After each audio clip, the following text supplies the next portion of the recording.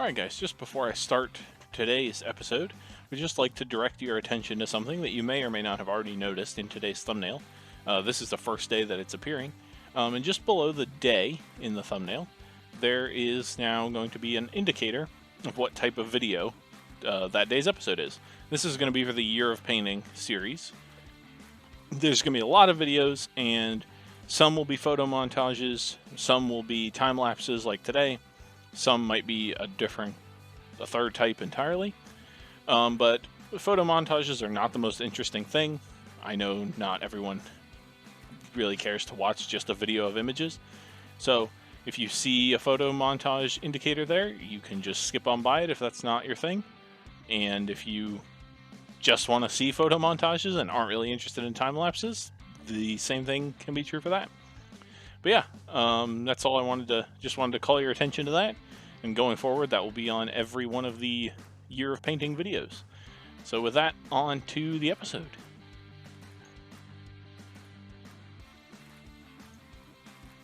Alright guys, back for day 25, and this time I've got a time lapse for you. It is more Blood Bowl, and I really do promise non-Blood Bowl things are coming. For real. Possibly even tomorrow, we will see. But for now, let's get into this guy. I started off with Achelian Green contrast paint. Comes out more blue, but regardless, I did that for his pants. I then moved on to Gryph-hound Orange, and for the rest of this Blood Bowl team, Gryph-hound Orange is the color of their shirts, and I think it goes really well with the pants color. However, this guy is a Slayer, and typically Slayers have orange beards, and very conveniently, he doesn't have a shirt on, so I didn't have to wrestle with the idea of orange shirt and orange hair and all that. I don't have to worry about painting a shirt, and so his beard just took over that color. It might look a little strange with some dude having the same hair color as the rest of their shirts, but I think it'll be fine when it's all said and done. After that, I started to do the first of the two colors that make up the leather on these models. This first color is Gore-Grunt of Fur.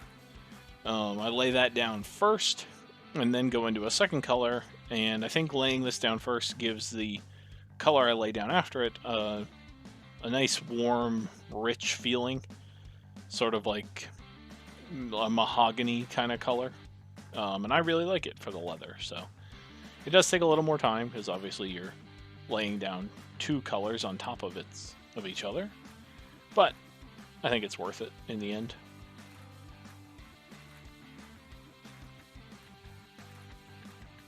So after that, I grabbed some Guilliman Flesh Tone and paint his skin.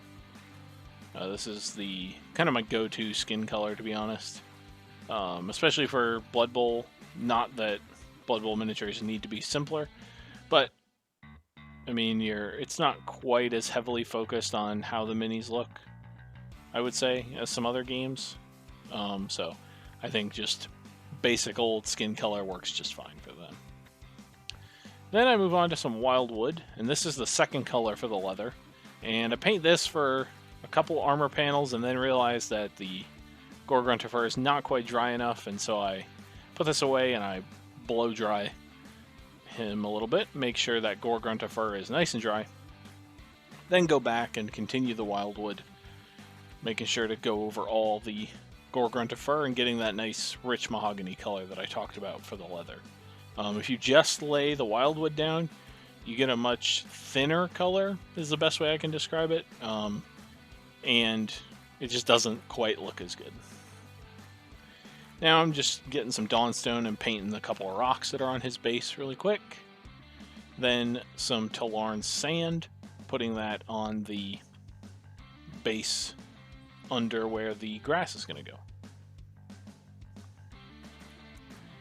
Now I'm on to Fire Dragon Bright, and I'm highlighting the hair and the beard with this, kind of haphazardly, sort of on the bigger sections that are flat, on the tips of the mohawk, all on these braid pleats, all that kind of stuff, just to basically give me a third color. You have, whenever you put contrast down, you really have two colors there. You have the surface color and the recessed color. This just gives me a third color, so the beard looks nice and highlighted. Now I'm going on to Baharoth Blue and doing the same thing on the pants, just kind of grabbing the high spots, the creases, things like that. Now I got some Screaming Skull, and I'm just doing the laces on his pants, as well as his hair ties.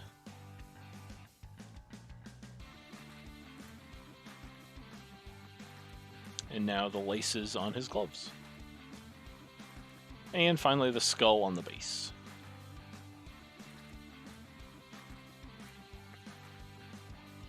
Now I've got the Grey Knight Steel, and I'm painting in all the metallic. This is the buckles on his straps that hold his armor on, as well as the designs on his gloves, the spikes on his one glove, and then the decoration in his beard.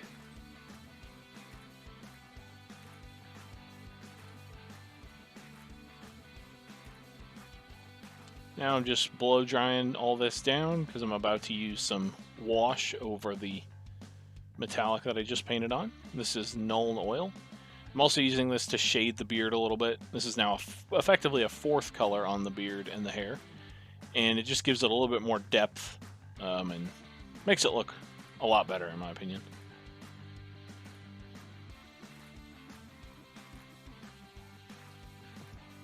And then on the skull and the rocks that are on the base, just to shade them a tiny bit. They'll be mostly covered anyway.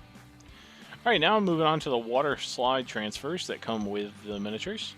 And I chose the number 36 for this guy. I think 36 seems like a number a blitzer should have. That's effectively what this guy is. So just getting them on there. I just use water for this. You can use Microsol Microset. That's kind of the industry go-to, it seems. But I find that water works just fine. And I actually get them on pretty nicely here. And then when I go in to do the grass on his base, I actually notice that I rub them off a little bit. So I have to go back and fix them. We'll get to that in a second. But for now, I'm just putting PVA glue on the base. Then I'm going to take him and dunk him in the grass, get off the excess, make sure it's on him completely. And then here is where I notice, oh, first I'm doing the line on the base. This is just like the pitch lines basically. Probably not a good idea to do this kind of stuff immediately after putting the grass on because the glue is so wet still, but it's fine. And this is where I notice that the number slid off a little bit, but I fix it, get it a little more centered, put a little bit of contrast medium, that is, over top of them. That cuts down on the shine. Water slide transfers like to dry very shiny. So then I'm painting the base rim Abaddon black as per usual, and that will do it. He is done. Now here you can see some pictures of him all done up, ready to go for his next match. So yeah, that'll do it. Thank you everybody for watching. I should say this was 5 times speed, and the video clip is showing as just over 7 minutes, so this was about a 35-minute paint job. These guys are a little bit more involved than the normal team members, just because there's a lot of hair on him, which I do several colors on, and then just detail in general is a little heavier than some of the other models. But yeah, thank you everybody for watching, and I will see you tomorrow for day 26.